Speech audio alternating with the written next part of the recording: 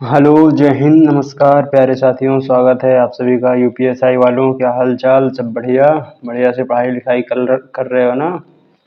बढ़िया से पढ़ाई करते रहो, क्योंकि फॉर्म तो भरा जा चुका है। बस अब पेपर तो होना ही है, चाहे बस 1 महीने में हो या 2 महीने में। बहुत जल्द ही आपकी डेट आने वाली है, तो तैयारी को मजबूत बनाए रखिए। और 3-4 नंबर इधर से खींचने के लिए मूल विधि की प्रैक्टिस सेट हम आपको डेली करा रहे हैं, तो इससे कुछ आप खींच पाएंगे। ठीक है, कुछ थोड़ा बहुत आपके लिए क्योंकि इसका कुछ फिक्स डाटा नहीं है कि कितने क्वेश्चन आएंगे। कभी 10 भी आ जाते हैं, 4, 8, कभी कुछ, जितने मर्जी उतने आ जाएंगे। लेकिन जितने आए उतने आपके कंफर्म हो जाएं, इतना हम कराने की कोशिश कर रहे हैं। ठीक है, तो चलिए आइए आज का प्रैक्टिस सेट स्टार्ट करते हैं। कहाँ गया भाई? पहला क्वेश्चन। सूचना का अधिकार। आज हमने कौन सा अधिनियम कब लागू हुआ, ज्यादातर क्वेश्चन उन्हीं पे बेस रखे हैं। ठीक है चलिए, तो आज का पहला क्वेश्चन शुरू करते हैं। सूचना का अधिकार क्या? सूचना का अधिकार यानी आरटीआई कब लागू हुआ बताइए? क्या 2002, 2005, 2008 या 2010? तो कब लागू हुआ? तो आरटीआई का यानी कि राइट टू इंफॉर्मेशन, क्या राइट टू इंफॉर्मेशन कब लागू होता है? तो ये लागू होता है 2005 में। कब? 2005 में लागू होता है। ठीक है, आरटीआई कब का है? 2005 में। इसके तहत अगर आप किसी चीज़ के लिए आरटीआई डालेंगे तो उसकी जानकारी आपको कितने दिन में मिलनी चाहिए? जानकारी आपको 30 दिन में मिलनी चाहिए। कितनी? 30 दिन में। ठीक है, आइए देखते हैं दूसरा क्वेश्चन। मानव अधिकार संरक्षण अधिनियम किस वर्ष पारित हुआ बताइए? क्या 1991, 1992, 1993, 1996 या 2000? तो कब पारित हुआ? 1993 का। 1993। इसके तहत क्या एनएचआरसी की क्या होती है स्थापना? क्या? National human right commission of India. क्या? National human right commission of India की क्या होती है? स्थापना होती है। ठीक है, राष्ट्रीय मानव अधिकार कमीशन क्या होता है? संगठन क्या होती है? स्थापना कब? 1993 में ही शायद से होती है। एग्जैक्ट डेट अभी याद नहीं, आगे पीछे बताते हैं। ठीक है बालकों का यौन अपराध से संरक्षण अधिनियम पॉस्को एक्ट कब लागू हुआ बताइए? क्या 2010, 2012, 2014 या 2016? पॉक्सो एक्ट कब लागू हुआ बताइएगा? क्या 2010 या 2012 या 2014? तो कब लागू होता है? ये 2012 में लागू होता है। क्या? बाल यानी ये जो बच्चे होते हैं, बच्चों को किससे? यौन अपराध से बचाने के लिए, जो बाल संरक्षण के लिए है। किसके लिए? बाल संरक्षण के लिए। ठीक है, बाल संरक्षण के लिए है। ठीक है, इनको यौन अपराध से बचाने की कोशिश है इस अधिनियम के तहत। ठीक, कब लागू होता है? 2012 में। ठीक है, आइए देखते हैं चौथा क्वेश्चन। मोटरयान अधिनियम यानी कि मोटर व्हीकल एक्ट। क्या? Motor vehicle act, MVA। ठीक है, MVA कब लागू होता है बताइएगा? क्या 1985, 1986, 1988, 1990? कब लागू होता है बताइएगा? तो ये 1988 में। कब? 1988 में क्या लागू होता है आपका? Motor vehicle act. क्या? Motor vehicle act. क्या? मोटर व्हीकल एक्ट आपका लागू होता है। ठीक है, आइए देखते हैं पांचवा क्वेश्चन। अनुसूचित जाति एवं अनुसूचित जनजाति SC/ST एक्ट। क्या? SC/ST एक्ट अधिनियम कब लागू होता है बताइए? क्या 1986, 1988, 1989 या 1990? तो SC/ST एक्ट अधिनियम कब लागू होता है? तो लागू होता है आपका 1989 में। कब? 1989 में आपका SC/ST एक्ट लागू होता है। ठीक है, पर्यावरण संरक्षण अधिनियम कब लागू हुआ बताइएगा? क्या 1984, 1985, 1986, 1990? बताइएगा कब लागू हुआ पर्यावरण संरक्षण अधिनियम? तो कब लागू होता है? 1986 में। कब? 1986 में क्या लागू होता है? पर्यावरण संरक्षण अधिनियम। पर्यावरण दिवस कब मनाया जाता है? तो 5 जून को मनाते हैं। कब? 5 जून को क्या मनाते हैं? हर साल पर्यावरण दिवस मनाते हैं। ठीक है, वन्य जीव संरक्षण अधिनियम किस वर्ष लागू हुआ बताइएगा? वन्य जीव संरक्षण अधिनियम, वाइल्ड लाइफ ये संरक्षण अधिनियम कब लागू हुआ बताइएगा? 1970, 1971, 1972 या 1975? कब लागू हुआ बताइएगा? थोड़ा सा ऊपर कर लेना चाहिए। कब लागू हुआ बताइएगा? वन्य जीव संरक्षण अधिनियम कब लागू हुआ? तो ये लागू होता है आपको 1972 में। कब? 1972 में। 1972 में क्या लागू होता है आपका? वन्य जीव संरक्षण अधिनियम। क्या? वन्य जीव संरक्षण अधिनियम। क्या? संरक्षण अधिनियम कब लागू होता है? तो ये आपका 1972 में लागू होता है। ठीक है।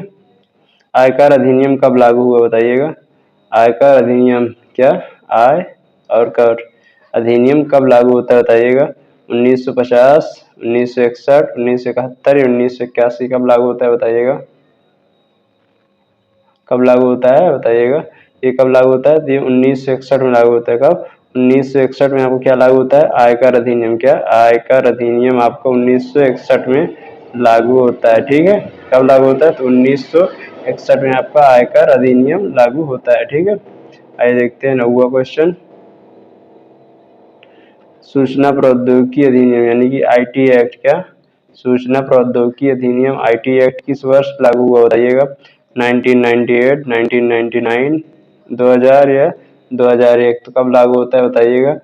आईटी एक्ट क्या, इंफॉर्मेशन टेक्नोलॉजी, क्या, इंफॉर्मेशन टेक्नोलॉजी एक्ट कब लागू हुआ बताइएगा। इसका फुल फॉर्म भी आप लोग याद रखिएगा। इंफॉर्मेशन टेक्नोलॉजी एक्ट कब लागू हुआ, तो लागू होता है कब, ये लागू होता है आपका 2000 में। कब, आपका 2000 में लागू होता है क्या, आईटी एक्ट। ठीक है।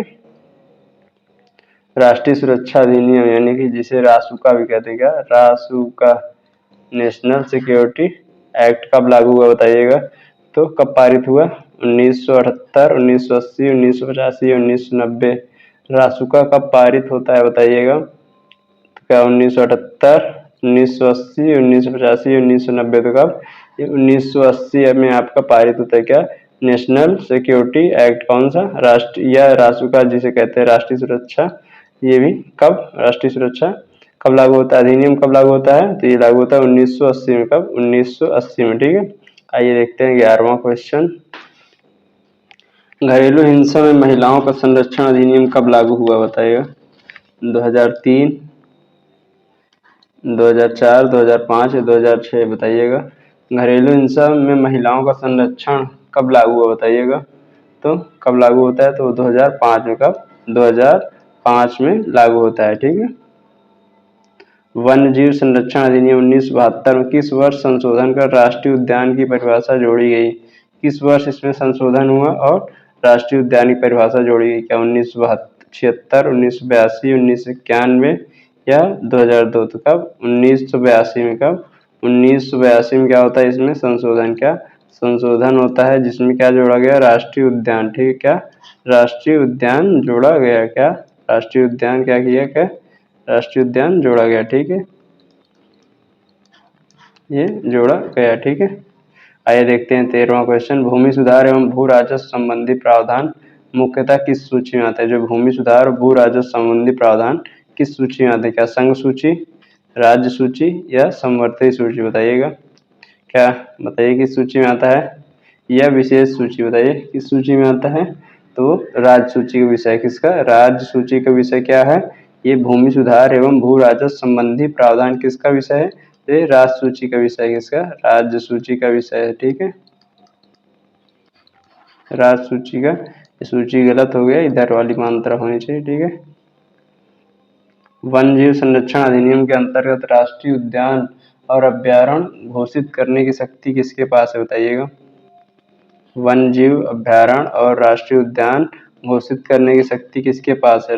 एक मिनट थोड़ा सा पहले, राष्ट्रपति, राज्य सरकार, प्रधानमंत्री या संसद किसके पास होती है बताइएगा। तो वन्य जीव संरक्षण अधिनियम के अंतर्गत राष्ट्रीय उद्यान और अभ्यारण्य घोषित करने की शक्ति किसके पास है, तो राज्य सरकार के पास होती है। किसके, राज्य सरकार के पास होती है। किसके पास, राज्य सरकार के पास, वो अपने राज्य में घोषित कर सकता है। ठीक है। सूचना का अधिकार अधिनियम 2005 के अंतर्गत जानकारी कितने दिनों के भीतर उपलब्ध की जानी चाहिए। जो अभी हमने आपको बताया कितने दिन, 15 दिन, 30 दिन, 45 से 60। तभी हमने आपको पीछे पहले क्वेश्चन पे हिसाब से बताया कि 30 दिनों के अंदर आपको जानकारी क्या की जानी चाहिए, प्रोवाइड करानी चाहिए। क्या, प्रोवाइड करानी चाहिए। ठीक है, आपको जानकारी दे देनी चाहिए 30 दिन के भीतर। ठीक है। जनहित याचिका यानी कि जिसे हम जहिया भी कहते हैं, PIL, पब्लिक इंटरेस्ट लिटिगेशन। क्या, पब्लिक इंटरेस्ट लिटिगेशन का सबसे पहले न्यायाधीश ने प्रोत्साहित किया, क्या, PN भगवती।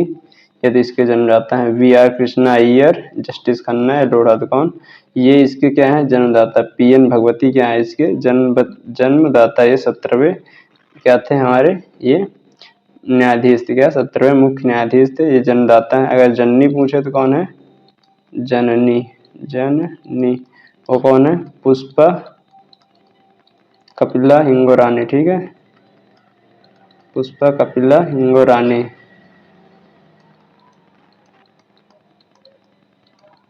इन्होंने 100 से अधिक क्या किया था, 100 से अधिक क्या PIL फाइल की थी, ठीक है, सबसे अधिक 100 से अधिक क्या किए थे, PIL दर्ज की थी, ठीक है।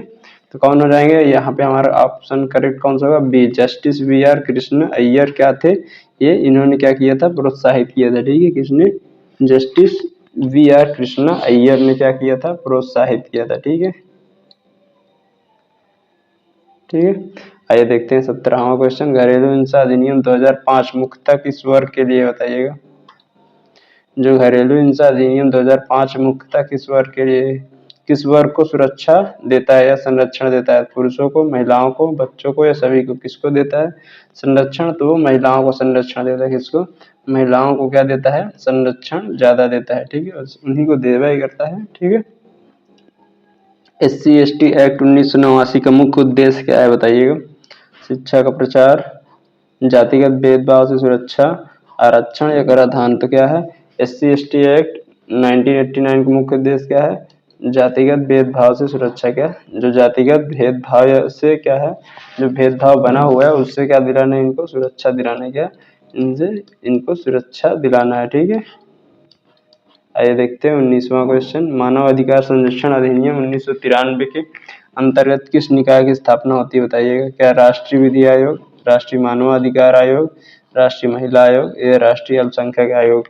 अभी हमने आपको शायद दूसरा या तीसरा क्वेश्चन इसी में था, हमने आपको डिस्कस किया था किसके, मानवाधिकार संरक्षण अधिनियम के तहत किसकी स्थापना होती है, राष्ट्रीय मानवाधिकार यानी कि नेशनल ह्यूमन राइट कमीशन की स्थापना होती है, किसकी, NHRC की स्थापना होती है इसकी।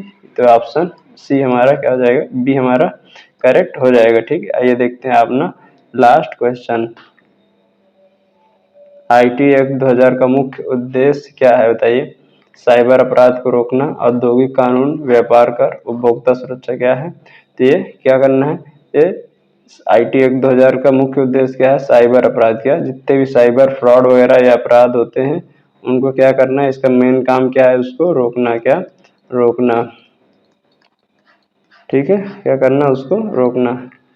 तो साथियों ये रहा हमारा आज का मूल विधि का प्रैक्टिस सेट, कैसा लगा आप सभी को कमेंट करके जरूर बताइए। और हाँ, कल तक आप इंतजार करिए, कल हम आपके लिए इंस्टाग्राम ID, टेलीग्राम और व्हाट्सएप चैनल सबका जुगाड़ कर देंगे ताकि आपको PDF एक जगह प्रोवाइड की जा सके, ठीक है। कल सभी चैनल का जुगाड़ कर दिया जाएगा, यानी कि संडे में आपको प्रोवाइड करा दिया जाएगा। चलिए ठीक है, फिर तब तक प्रैक्टिस सेट को यहीं समाप्त करते हैं, मिलते हैं कल की नेक्स्ट वीडियो में। बाय बाय, टेक केयर, जय हिंद ऑल ऑफ यू।